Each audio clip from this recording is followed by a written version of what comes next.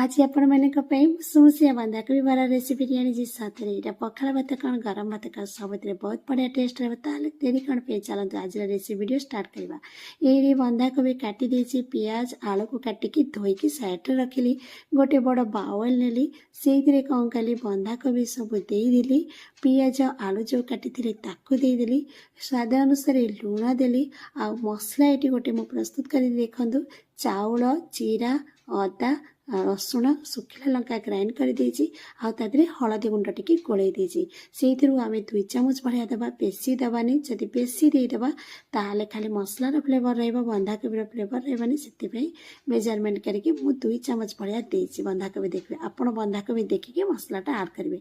गोटे चामच बेसन देली धनिया पत्र कंचा लंका आ चिली पाउडर देकी आपको देखो गोलैदेली आपको गोलैदेवा सांगे सांगे आम कौन कर सैड्रे मो पैनटा अलरेडी तेल दे गरम कर बसई देखो ये गरम हो गला ये बरा भाया करके छोट छोट करके देदेवे। देखो एवं तो शीत दिन चली मार्केट रे फ्रेश फ्रेश बंधाकोबी मिलूँ थे आणिकी एमती प्रस्तुत करते बंधाकोबी बरा देखिए मुसमुसिया हम बहुत बढ़िया टेस्ट रहा। देखो ये पूरा देदेवा सबको हाथ टे लाल लाल हवा जाए छाड़देवा। आज रेसिपी वीडियो केमती लगुच जब भल लगुच लाइक करेंगे शेयर करेंगे कमेंट देवे लास्ट रे फॉलो बटन टी दबाई देवे और यूट्यूब रे देखुं दयाकोरी मत सब्सक्राइब करूँ आदि सारा शेयर भी करूँ। देखो ये पूरा हो गला गोटे पट देखो केते सुंदर भाव में लाल लाल होकर रेडी हो गला। देखो आम आर पट को भी सेकिदबा।